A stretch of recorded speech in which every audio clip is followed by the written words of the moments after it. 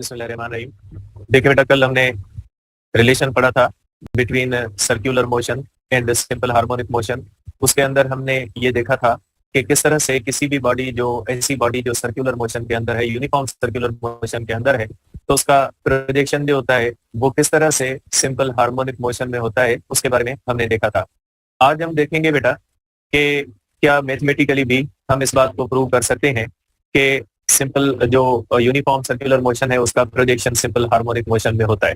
तो आज हम उसको बेटा मैथमेटिकली डिस्कस करेंगे और उसकी इक्वेशंस करेंगे कि सिंपल हार्मोनिक मोशन के अंदर आप वेलोसिटी कैसे कैलकुलेट करोगे, एक्सेलरेशन कैसे कैलकुलेट करोगे, या मुख्तलिफ चीजें जो इसकी सिंपल हार्मोनिक मोशन की होती है उनको मैथमेटिकली आज डील करेंगे। ठीक है, तो आज बेटा डिस्कस करते हैं इसको कि ये जो है वो simple harmonic simple harmonic motion और इसको किस तरह से हम डील करते हैं मैथमेटिकली बेटा।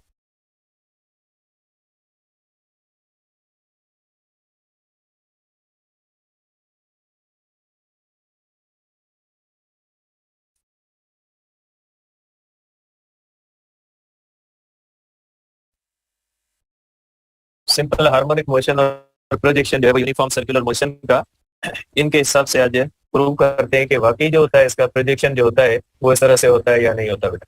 ठीक है, ये वही सर्किल है बेटा, इसको आप रेफरेंस सर्किल कहते हैं। कल भी मैंने इसके ऊपर डिस्कस किया था। आज मैं थोड़ा इसको एक अलग तरीके से लेता हूँ बेटा।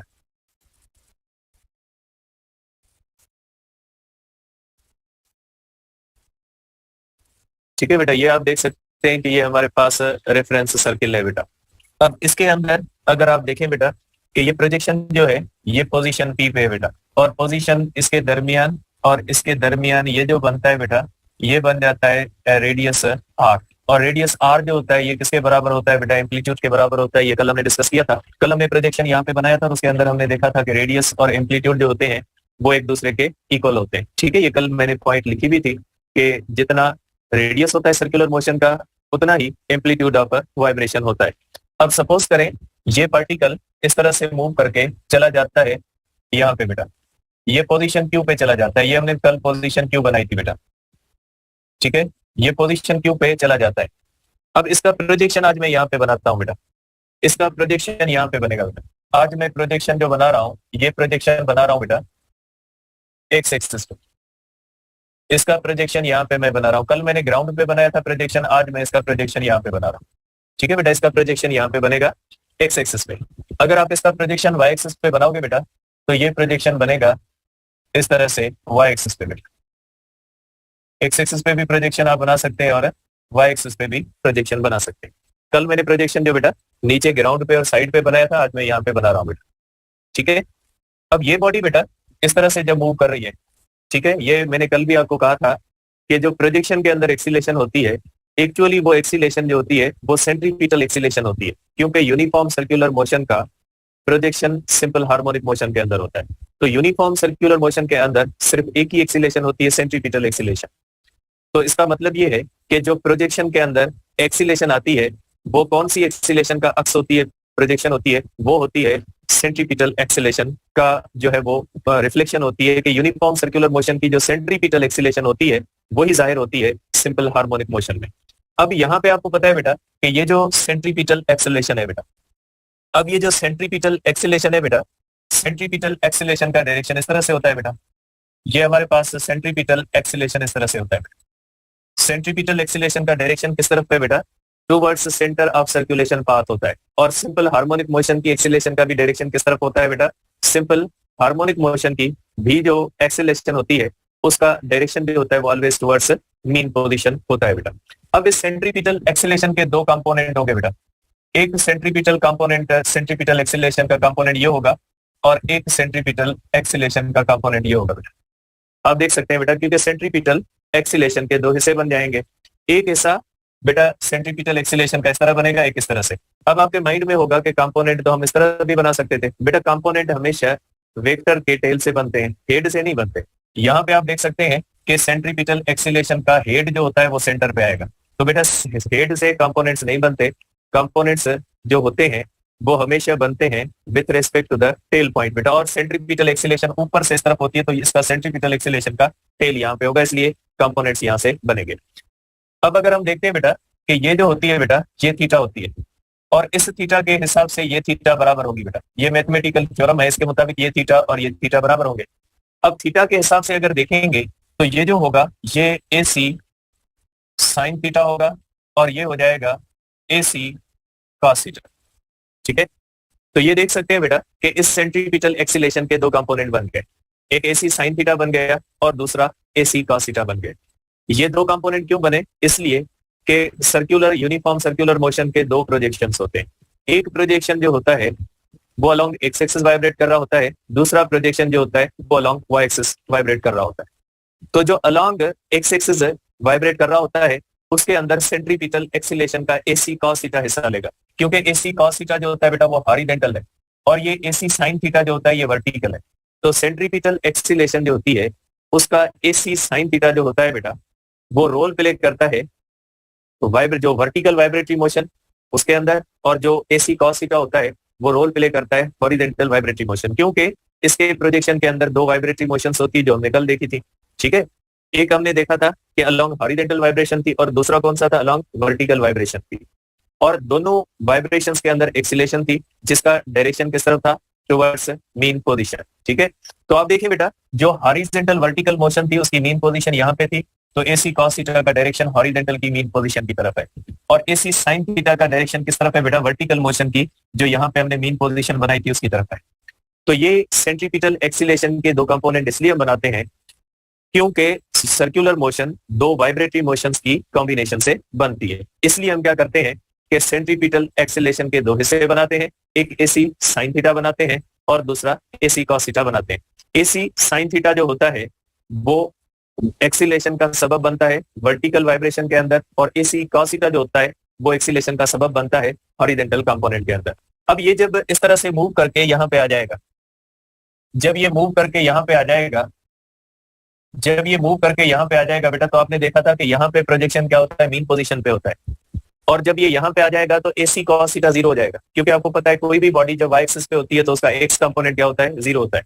तो ये बॉडी जब इस तरह से मूव करके इस पोजीशन पे आ जाएगी तो इस पोजीशन पे इसके पास सिर्फ एसी साइन थीटा होगा, एसी कॉस थीटा जीरो होगा।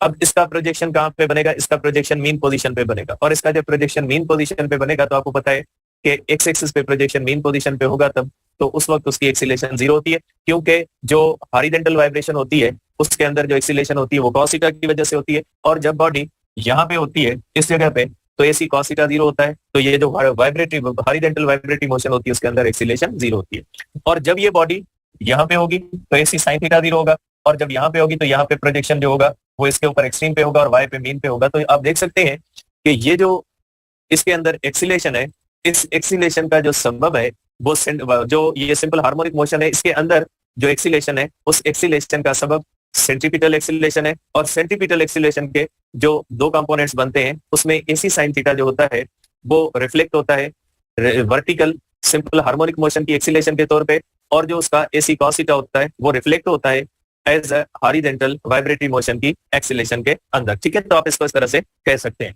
तो आप ये कह सकते हैं कि एक्सीलेशन जो होती है, एक्सीलेशन इन प्रोजेक्शन बेटा is equal to Y direction के अंदर देख लें बेटा, एक्सीलेशन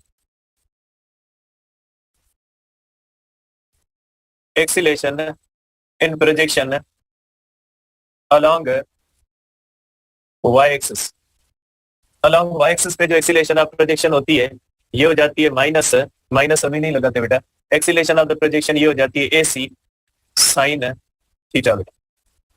ठीक है, जो वर्टिकल मोशन पे प्रोजेक्शन के अंदर एक्सीलेशन होती है तो ये एक्सीलेशन ऑफ द प्रोजेक्शन हो जाएगी एसी साइन थीटा के हिसाब से बेटा, और एक्सीलेशन जो होती है बेटा, acceleration in projection along x axis बेटा, एक्स एक्सिस की तरफ जो एक्सीलेशन होती है उसको आप इस तरह से लिख सकते हैं, acceleration of projection is equal to AC cos theta. इस तरह से आप इसको लिख सकते हैं। अब बेटा आप इसको प्रूव करेंगे, आप चाहे तो इसको प्रूव कर सकते हैं एसी साइन थीटा वाली इक्वेशन लगा के, आप चाहे तो इसको प्रूव कर सकते हैं एसी कॉस थीटा वाली इक्वेशन लगा के। मैं इसको एसी कॉस थीटा से प्रूव कर देता हूँ, सेम प्रोसेस है, सेम मेथड है, आप एसी साइन थीटा से भी लगा सकते हैं। देखिए बेटा आप इसको कर सकते हैं इज इक्वल टू एसी बेटा, आपको पता है बेटा सेंट्रीपिटल एक्सीलेशन जो होती है, सेंट्रीपिटल एक्सीलेशन हो जाती है बेटा आर ओमेगा स्क्वायर बेटा, क्योंकि हमने यूनिफॉर्म सर्कुलर मोशन पढ़ी है चैप्टर 4 के अंदर के सेंट्रीपिटल एक्सीलरेशन होती है आर ओमेगा स्क्वायर। तो आप यहाँ पे लगाएंगे बेटा इज इक्वल टू माइनस, यहाँ पे लगाओगे बेटा R omega square cos theta बेटा। देखिए बेटा यहाँ पे नेगेटिव साइन इसलिए लगाई है कि सेंट्रीपिटल एक्सीलरेशन और रेडियस एक दूसरे से अपोजिट डायरेक्शन रखते हैं। सेंट्रीपिटल एक्सीलरेशन जो होती है वो टुवर्ड्स हमेशा सेंटर ऑफ सर्कुलेशन पाथ होती है, और रेडियल वेक्टर जो होता है वो ऑलवेज अवे होता है। तो दोनों के दरमियान एंगल जो होती है वो इस तरह से 180 होने की वजह से यहाँ पे नेगेटिव साइन लगी है बेटा। ठीक है, तो यहाँ पे आप कह सकते हैं बेटा acceleration of the projection is equal to, आपको पता है बेटा रेडियस होता है एम्पलीट्यूड के बराबर, क्योंकि हम यहाँ पे ले रहे हैं बेटा अलोंग हॉरिजेंटल, तो आप इसको करोगे एक्स नॉट और ये हो जाएगा ओमेगा स्क्वायर और ये होगा कॉस थीटा बेटा। ये हो जाएगी आपके पास इक्वेशन 3। ठीक है, अब आप इसको देखें बेटा, यहाँ पे एक ट्राइंगल बन रहा है बेटा। अगर आप यहां से देखते हैं बेटा तो ये एक ट्राइंगल बन रहा है बेटा, इस तरह से एक ट्राइंगल बन रहा है बेटा, इस तरह से। ये आप देख सकते हैं बेटा कि इसके अंदर ट्राइंगल बन रहा है। अब आप इसको कर दें कि ये पोजीशन ओ है बेटा, ये पोजीशन पी है और ये पोजीशन बेटा क्यू है, और इसको कर दें बेटा पोजीशन आर, इस तरह से। और अगर आप देख सकते हैं बेटा कि ये ट्राइंगल जो बन रहा है ये एक राइट एंगल है ट्राइंगल बन रहा है बेटा। अब इसके अंदर आप देख सकते हैं बेटा कि triangle O Q R is right angle triangle बेटा। ये एक बेटा राइट एंगल ट्राइंगल है बेटा। ये आप देख सकते हैं बेटा कि ये एक ट्राइंगल बनता है ओ क्यू आर, ये राइट एंगल ट्राइंगल बनता है। और इसके अंदर बेटा आप कर सकते हैं, यहाँ पे इसके अंदर आप कर सकते हैं बेटा sine theta is equal to perpendicular upon hypotenuse बेटा। और इसके हिसाब से परपेंडिकुलर जो होता है बेटा वो कौन सा हो जाएगा, ठीक है, परपेंडिकुलर को आप देखोगे बेटा ये हो जाएगा और हाइपोटेन्यूस ये हो जाएगा बेटा। ठीक है, इसको कर दे आप इक्वेशन, ये इक्वेशन, या इसकी जरूरत नहीं है बेटा, इसको हम साइन थीटा को यूज नहीं कर रहे तो उस सेकंड में इस्तेमाल करेंगे। आप इसका कॉस थीटा निकाल ले बेटा, कॉस थीटा हो जाएगा बेटा बेस अपन हाइपोटेन्यूस बेटा। अब अगर आप बेस देखते हैं बेटा तो बेस जो होगा बेटा ये हो जाएगा हमारे पास इंस्टेंटेनियस डिस्प्लेसमेंट के बराबर बेटा, ये हो जाएगा बेस इसका। क्योंकि बेटा इस ट्राइंगल का जो बेस होता है यहाँ तक होता है, और यहाँ पे प्रोजेक्शन बेटा ना एक्सट्रीम पोजीशन पे और ना मीन पोजीशन पे। तो प्रोजेक्शन ना एक्सट्रीम पे ना मीन पे, तो प्रोजेक्शन अगर उनके दरमियान है तो ये एक्स हो जाएगा इंस्टेंटेनियस डिस्प्लेसमेंट। और अगर आप देखते हैं बेटा ये हो जाएगा हाइपोटेन्यूस, और हाइपोटेन्यूस जो होगा ये रेडियस के बराबर हो। ठीक है, आप यहाँ पे सोच रहे होगे बेटा कि बेस जो होता है वो एक्स के बराबर है, हाइपोटेन्यूस के अंदर एसी हम नहीं लिख सकते, क्यों नहीं लिख सकते बेटा? ये जो कॉस थीटा ये रेशियो बिटवीन लेंथ्स होती है, ये ट्राइंगल की लेंथ्स के दरमियान रेशियो होता है। इसलिए मैंने अगर यहाँ पे एक्स लिया है तो यहाँ पे भी हाइपोटेन्यूस की लेंथ लूंगा मैं, तो हाइपोटेन्यूस की लेंथ जो होती है वो किसके बराबर हो जाएगी बेटा? रेडियस के बराबर हो जाएगी। इसलिए मैंने यहाँ पे एसी नहीं लिया है, तो बेस होगा बेटा एक्स अपॉन हो जाएगा एक्स नॉट। तो आप कर सकते हैं बेटा कि कॉस थीटा हो जाएगा is equal to X upon X naught. आप इसको कर दें इक्वेशन 4 बेटा। ठीक है, तो ये आ गई आपके पास इक्वेशन 4 बेटा। अब इस इक्वेशन 4 को आप बेटा रख दें इक्वेशन 3 के अंदर। ठीक है, तो आप इसको इस तरह से लिख सकते हैं,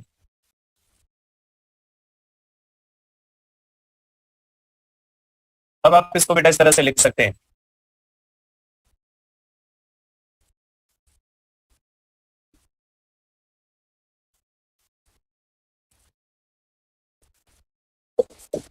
अब बेटा आप इस इक्वेशन को रखें कि पुटिंग इक्वेशन 4 इन इक्वेशन कौन सी बेटा? इन इक्वेशन 3 बेटा, इक्वेशन 3 के अंदर रखें। अब बेटा आप रखोगे कि acceleration of the projection is equal to बेटा minus X not omega square, ठीक है, कॉस थीटा। बेटा कॉस थीटा की वैल्यू क्या होती है बेटा? कॉस थीटा की value X upon X not आती है बेटा। यहाँ पे आप देख लें एक्स नॉट के अंदर कैंसिल हो गया, is equal to minus omega square X बेटा। ये आ गई आपके पास इक्वेशन बेटा 5। अब आप इसके अंदर देखेंगे बेटा इन यूसीएम, बेटा आपने यूसीएम यूनिफॉर्म सर्कुलर मोशन का प्रोजेक्शन लिया है, और यूनिफॉर्म सर्कुलर मोशन के अंदर एंगुलर वेलोसिटी रिमेंस कांस्टेंट। हम पढ़ के आए बेटा इन यूसीएम ओमेगा रिमेंस, ठीक है बेटा, ओमेगा रिमेंस कांस्टेंट बेटा।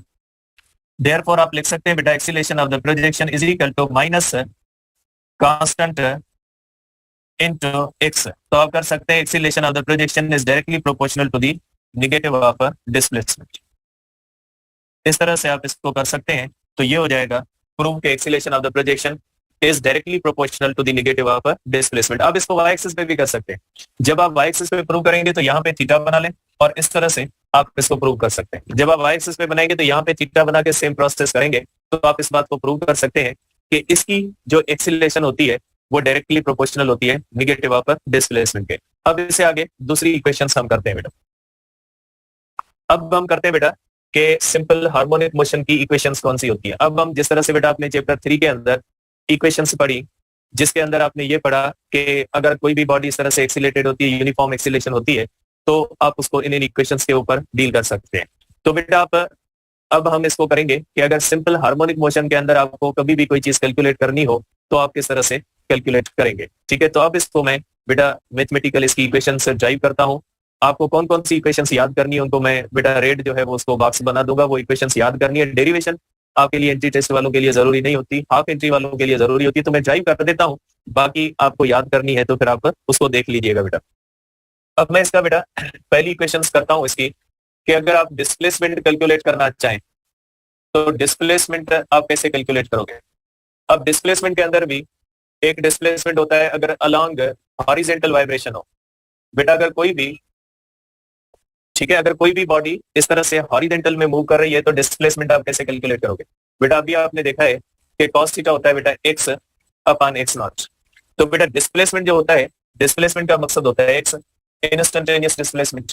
अब आप यहां से कर सकते हैं बेटा कि X is equal to X naught cos theta. बेटा पहली इक्वेशन इसकी ये आ गई। दूसरी इक्वेशन आप ये भी कर सकते हैं बेटा, और आपको पता है बेटा थीटा होता है ओमेगा इंटू टी। दूसरी इक्वेशन ये भी आ गई बेटा आपकी, X is equal to X naught cos omega into T. बेटा आपको ये भी पता है बेटा कि ओमेगा होता है बेटा 2 pi upon T into T. बेटा ये आ गई तीसरा फार्मूला बेटा डिस्प्लेसमेंट का। ये आ गया डिस्प्लेसमेंट का बेटा चौथा फार्मूला के कॉस 2 पाई बेटा अपान टी जो होता है वो एफ इंटू टी होता है बेटा। ये हो गई चौथी इक्वेशन। ठीक है, तो ये 4 इक्वेशंस हैं जिनको इस्तेमाल करके आप डिस्प्लेसमेंट कैलकुलेट कर सकते हैं। वो आप कैलकुलेट करेंगे अकॉर्डिंग टू द गिवन जो है वो सिचुएशन या क्वेश्चन। बेटा ये 4 इक्वेशंस हैं जो आप याद करना चाहें, या आपको अगर फंडामेंटल इक्वेशन याद है तो उसको जरूरत के हिसाब से आप जहां पे चाहें ड्राइव भी कर सकते हैं। बेटा ये हो गई कि क्वेश्चन के अंदर क्या दिया हुआ होता है उसी के हिसाब से आप इनको यूज करोगे बेटा।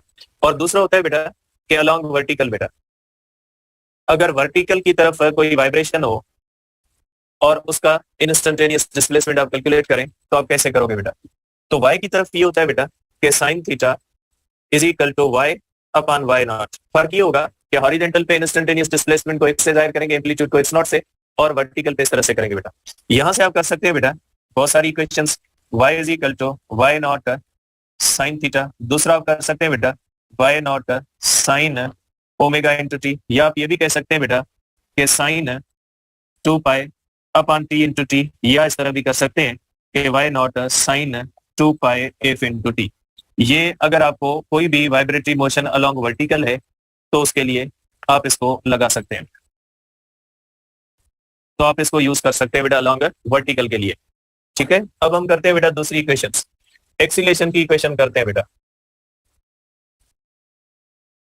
अगर एक्सीलेशन बेटा के इसके अंदर वाइब्रेटरी मोशन की एक्सीलेशन अगर आप कैलकुलेट करना चाहें तो बेटा एक्सीलेशन एक ऐसी चीज होती है जो वाइब्रेटरी मोशन के अंदर डिफरेंट जगहों पे डिफरेंट होती है। कहीं पे ज्यादा होती है और कहीं पे कम होती है। एक्सट्रीम पोजीशन पे मैक्सिमम होती है, मीन पोजीशन पे 0 होती है, और मीन तो इसकी 3 फार्मूले बनेंगे कि मीन पोजीशन पे क्या कंडीशन होती है, एक्सट्रीम पोजीशन पे क्या होती है, इन बिटवीन क्या होती है बेटा।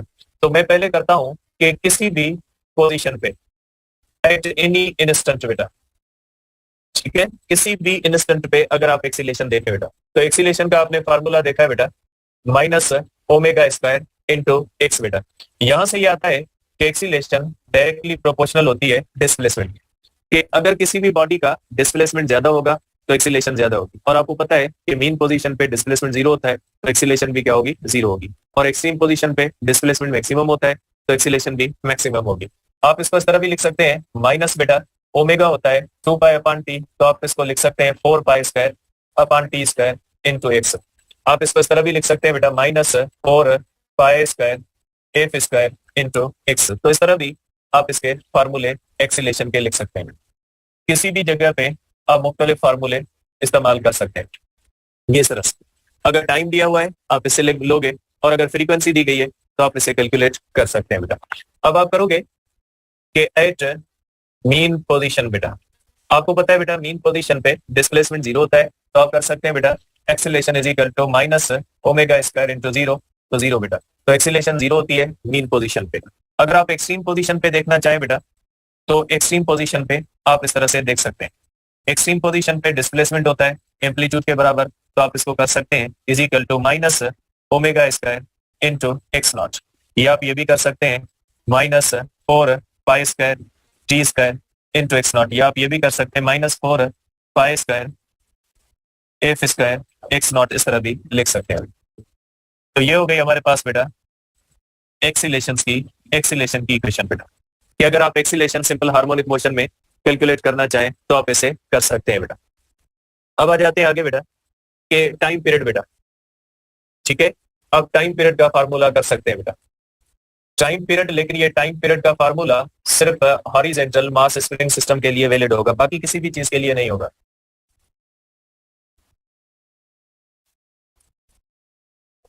ठीक है बेटा, ये फार्मूला जो मैं टाइम पीरियड का निकालने जा रहा हूं ये सिर्फ हॉरिजॉन्टल मास स्प्रिंग सिस्टम के लिए वैलिड होगा। ये जो मैंने एक्सीलरेशन और डिस्प्लेसमेंट के निकाले किसी के लिए भी वैलिड है। आप कोई भी बॉडी हो, पेंडुलम हो या एनी अदर ऑब्जेक्ट हो, उसके लिए फार्मूला इस्तेमाल कर सकते हैं। लेकिन ये जो मैं फार्मूला ड्राइव करने जा रहा हूँ ये सिर्फ और सिर्फ हॉरिजॉन्टल मास स्प्रिंग सिस्टम के अंदर इस्तेमाल होगा बेटा। आपको पता है बेटा कि एक्सीलरेशन होती है बेटा minus omega square into X बेटा, ये इक्वेशन ए, ये जनरल केस के अंदर एक्सीलरेशन हमने जो प्रोजेक्शन के अंदर देखी है, और इसके अंदर हमने की थी बेटा minus K upon M into X, equation B बेटा। अगर हम हॉरिजॉन्टल मास स्प्रिंग सिस्टम की इक्वेशन देखते हैं तो minus K upon M into x होती है बेटा। दोनों के कंडीशन के अंदर एक्सीलरेशन तो सेम आनी चाहिए। Comparing equation A and equation B बेटा, दोनों को कंपेयर करेंगे तो हमारे पास आएगा minus omega square X minus K upon M into X बेटा, एक्स गया एक्स में, इस तरह से यहां से हमारे पास आ जाता है बेटा omega square is equal to K upon M, या आप यहां से लिखेंगे बेटा omega is equal to under radical K upon M. ये बेटा एक कांस्टेंट के तौर पे इस्तेमाल होता है कि सिंपल हार्मोनिक मोशन के अंदर ओमेगा जो होता है वो कांस्टेंट के तौर पे आता है, omega is equal to under radical K upon M. इसी को आप आगे ले जाए बेटा, ओमेगा होता है 2 पाई अपॉन टी बेटा, तो ये हो जाएगा बेटा under radical K upon M बेटा। आप इसको लिख सकते हैं बेटा कि टी हो जाएगा is equal to 2 pi under radical M upon K, ये आ जाएगा बेटा टाइम पीरियड का फार्मूला। और ये टाइम पीरियड का फार्मूला जो होता है ये सिर्फ और सिर्फ हॉरिजॉन्टल मास स्प्रिंग सिस्टम के लिए, क्योंकि हमने इसके अंदर जो इक्वेशंस इन्वॉल्व की है वो किसकी की है, ये हमने की है हॉरिजॉन्टल मास स्प्रिंग सिस्टम की। इसके मुताबिक बेटा time period T is directly proportional to the under radical M, कि बेटा मास बढ़ जाएगा टाइम पीरियड क्या होगा, बढ़ेगा बेटा। और इसके मुताबिक बेटा दूसरी बात कि टाइम पीरियड जो होता है बेटा इसके हिसाब से टाइम पीरियड जो होता है वो डायरेक्ट इनवर्सली प्रोपोर्शनल होता है, के मींस के ज्यादा होगा टाइम पीरियड कम होगा। टाइम पीरियड कम होने का मकसद है फास्ट वाइब्रेशन होगी, थोड़े टाइम के अंदर वाइब्रेशन कंप्लीट हो जाएगी। टाइम पीरियड ज्यादा होने का मकसद है कि वाइब्रेशन स्लो होगी, ठीक है। अब यहाँ पे एक बहुत ही इंपॉर्टेंट फैक्टर आता है कि टाइम पीरियड इज इंडिपेंडेंट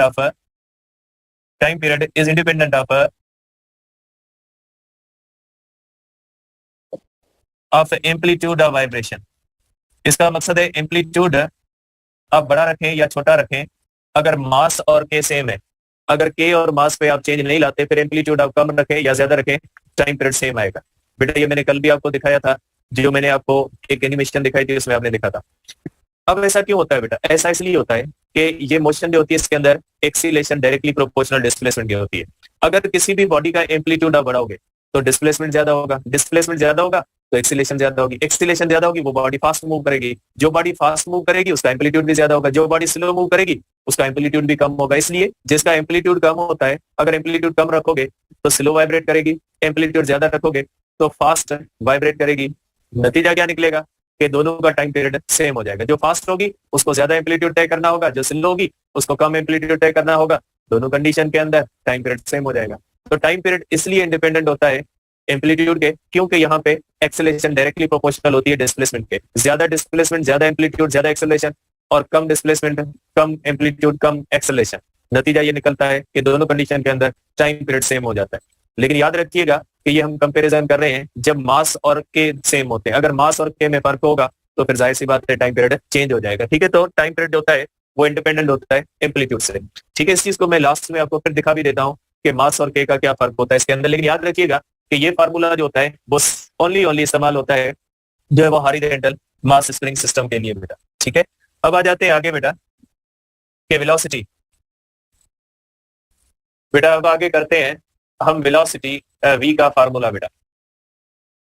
अब देखिए बेटा वेलोसिटी v के बारे में भी वही होगा कि जिस तरह से हमने देखा है बेटा कि वेलोसिटी v जो होती है ये मोशन के फेज पे डिपेंड करती है। वेलोसिटी का कोई डायरेक्शन फिक्स आप नहीं कर सकते कि वेलोसिटी का डायरेक्शन जो होता है वो आप ये नहीं कह सकते कि ऑलवेज टुवर्ड्स मीन पोजीशन है या अवे फ्रॉम होता है, ये नहीं कर सकते आप, क्योंकि वेलोसिटी फेज पे डिपेंड करती है।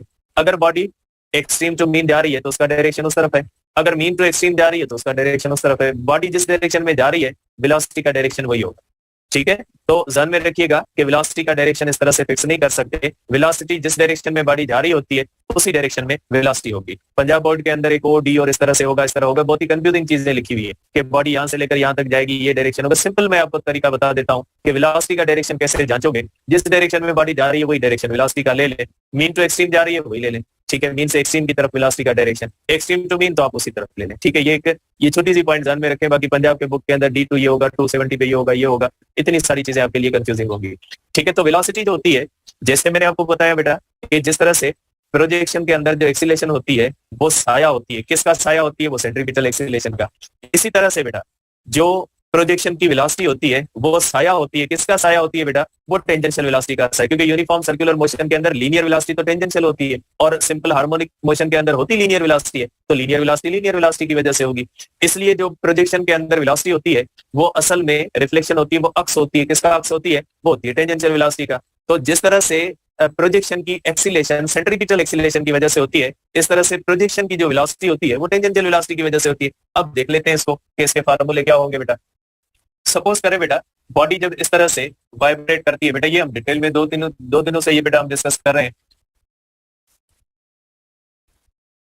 ठीक है बेटा, सपोज करें कि ये बॉडी यहाँ पे और जब ये बाल यहाँ पे चला जाता है, जो आज पोजीशन हम क्यों बना रहे हैं बेटा, इसकी टेंजेंशियल वेलोसिटी का डायरेक्शन ये होगा बेटा। अब वेलोसिटी टेंजेंशियल के भी दो कंपोनेंट होंगे बेटा, मैं एक्स एक्सिस और वाई एक्सिस बना लूं बेटा। ये हो जाएंगे बेटा एक्स एक्सिस वाई एक्सिस और ये हो जाएंगे बेटा एक्स एक्सिस। ठीक है, बॉडी यहाँ पे बेटा यहाँ से मूव करके बॉडी चली गई यहाँ पे, पी से क्यों वेलोसिटी टेंजेंशियल के भी बेटा दो कंपोनेंट बन जाएंगे, एक कंपोनेंट ये बनेगा और एक कंपोनेंट ये बनेगा बेटा। ठीक है, अब अगर हम देखते हैं बेटा तो यहाँ पे किस्सा बनता है उल्टा, ये थीटा और ये थीटा होंगे बराबर बेटा।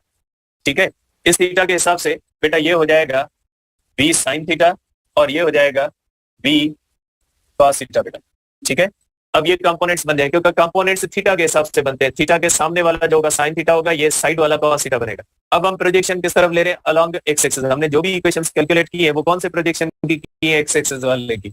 तो बेटा यहाँ पे आप देख सकते हैं कि एक्स एक्सिस की तरफ जो डायरेक्शन है वो v sin थीटा का है।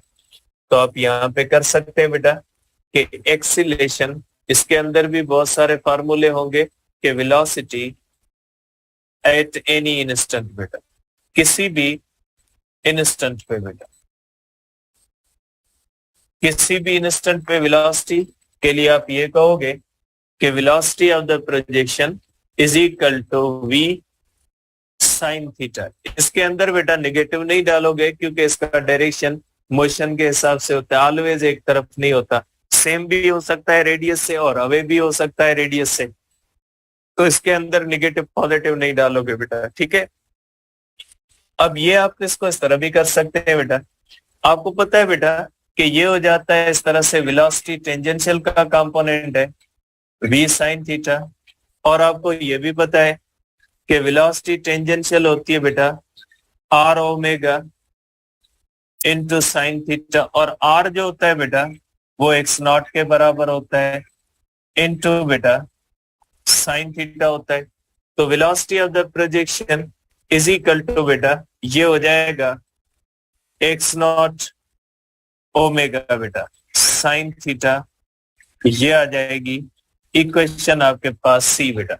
ठीक है, अब आपको पता है बेटा कि sine square theta plus cos square theta is equal to 1 बेटा। यहां से आप कर सकते हो बेटा sine square theta 1 minus cos square theta बेटा, इस तरह से हो जाता है। अब अगर आप देखिए बेटा तो यहां से आ जाएगा कि sine square theta is equal to 1 minus बेटा कॉस थीटा। कॉस थीटा को हम कर चुके हैं बेटा X upon X naught whole square बेटा, तो ये हो जाएगा sine square theta 1 X square upon X not square. आप इसको कर सकते हैं बेटा साइन स्क्वायर थीटा एलसीएम लोगे बेटा एक्स नॉट स्क्वायर हो जाएगी, ये आ जाएगा इस तरह से x not square minus X square बेटा। तो यहां से आप कर सकते हैं बेटा अंडर रेडिकल निकालोगे तो साइन थीटा होगा, ऊपर आ जाएगा बेटा आपके पास X not square minus X square upon हो जाएगा बेटा एक्स नॉट स्क्वायर, इस तरह से। तो आपके पास साइन थीटा की वैल्यू आ जाएगी बेटा इज इक्वल टू, ये दोनों है तो अंडर रूट खत्म नहीं हो सकता बेटा, x not square minus X square, ये अकेला है बेटा अंडर रेडिकल से बाहर आ जाएगा। ये आ गई आपके पास साइन थीटा की वैल्यू बेटा। पुट करें इसको इक्वेशन सी के अंदर, putting sine theta in equation C बेटा, इक्वेशन सी के अंदर करें तो velocity of the projection is equal to X not omega और साइन थीटा की वैल्यू ये आ जाएगी बेटा, ये हो जाएगी X not square X square upon हो जाएगा कैंसिल हो जाएगा, तो ये हो जाएगा आपके पास बेटा velocity of the projection is equal to omega under radical X not square minus X square, ये आ गया बेटा वेलोसिटी का फार्मूला। ये आप इसको इस तरह भी लिख सकते हैं अभी, ये हो जाएगा बेटा ओमेगा होता है अंडर रेडिकल के अपान एम, और ये हो जाएगा बेटा under radical X not square minus X square, ये आ जाएगा बेटा किसी भी जगह पे वेलोसिटी का फार्मूला बेटा। किसी भी जगह पे अगर आपने वेलोसिटी निकालनी है तो आप ये फार्मूला लगा सकते हैं बेटा, ठीक है। अब हम करते हैं बेटा कि वेलोसिटी, इसका सेकंड फार्मूला बेटा एट मीन पोजीशन बेटा। मीन पोजीशन पे अगर वेलोसिटी करें तो कितनी होगी बेटा, आप देख सकते हैं कि एक्स की जगह पे आप 0 लगाओगे तो velocity of the projection is equal to omega बेटा under radical X not square minus 0 बेटा, ये हो जाएगा ओमेगा इंटू एक्स नॉट, और ये मैक्सिमम होती है बेटा, मैक्सिमम वैल्यू यहाँ पे होती है, और ये फार्मूला आप इस्तेमाल कर सकते हैं, इसको आगे भी ले जा सकते हैं 2 pi upon T into X naught या 2 pi F into X not. ये बेटा मीन पोजीशन के फार्मूले आप कर सकते हैं, ये मीन पोजीशन पे वेलोसिटी को फाइंड करने के फार्मूले। एट मीन पोजीशन ये हो जाएगा बेटा वेलोसिटी के फार्मूले हो गए। एक्सट्रीम पोजीशन का मैं करता हूं बेटा थर्ड एट एक्सट्रीम पोजीशन बेटा, एक्सट्रीम पोजीशन बेटा एक्स हो जाएगा एक्स नॉट, देख ले बेटा आप एक्सट्रीम पोजीशन पे क्या होता है, velocity of the projection is equal to omega बेटा under radical X not square minus X not square 0 बेटा, तो वेलोसिटी ऑफ द प्रोजेक्शन 0 हो जाती है। कहां पे 0 हो जाती है बेटा, ये हो जाती है एक्सट्रीम पोजीशन पे, ठीक है। तो एक्सट्रीम पोजीशन पे आप इसकी वैल्यू ले सकते हैं कि ये 0 होती है बेटा। अब आखिरी रिलेशन है इसका, बाकी आगे कल करेंगे, अभी इक्वेशंस बहुत सारी रहती हैं कि बेटा आखिरी इक्वेशन है इसकी relation between velocity maximum and acceleration maximum. बेटा इसके ऊपर क्वेश्चन भी आया था टेस्ट के अंदर, ये रिलेशन दिया हुआ नहीं आपके बुक के अंदर कि ये जो सिंपल हार्मोनिक मोशन के अंदर वेलोसिटी मैक्सिमम होती है या एक्सीलरेशन मैक्सिमम होती है, इसका आपस में क्या ताल्लुक होता है। आप देख सकते हैं बेटा एक्सीलरेशन मैक्सिमम होती है एक्सट्रीम पोजीशन पे, वेलोसिटी मैक्सिमम होती है मीन पोजीशन पे। दोनों की वैल्यूज आप लिखें बेटा, वेलोसिटी मैक्सिमम होती है बेटा is equal to omega into X naught, अभी हमने किया बेटा मीन पोजीशन पे, और एक्सीलरेशन मैक्सिमम होती है बेटा minus omega square X not बेटा। दोनों को डिवाइड करें बेटा, दोनों इक्वेशंस को आप डिवाइड करें, डिवाइडिंग इक्वेशन 1 बाय इक्वेशन 2 बेटा, दोनों को आप कर ले डिवाइड बेटा, तो ये हो जाएगा velocity maximum upon acceleration maximum is equal to omega into X. Minus omega square X naught में गया एक ओमेगा गया, माइनस बचेगा 1/ओमेगा। आप इसको इस तरह भी लिख सकते हैं, maximum upon velocity maximum is equal to minus omega, या माइनस 2π/t या माइनस 2π/f ये आ जाएगा इन दोनों के दरमियान रिलेशन। ये इस तरह से हो जाएगा बेटा, ठीक है। अब आगे नेक्स्ट करेंगे और इक्वेशंस रहती है बेटा सिंपल हार्मोनिक मोशन की और सिंपल पेंडुलम की, इंशाल्लाह कल कर लेंगे, ठीक है। कल तो टेस्ट है आपकी बेटा, तो ये नेक्स्ट टाइम इंशाल्लाह आगे जो इक्वेशंस हैं ये आगे इंशाल्लाह नेक्स्ट टाइम कर लेंगे। एनर्जी की इक्वेशंस रहती है तो एनर्जी की इक्वेशन इंशाल्लाह नेक्स्ट टाइम करेंगे।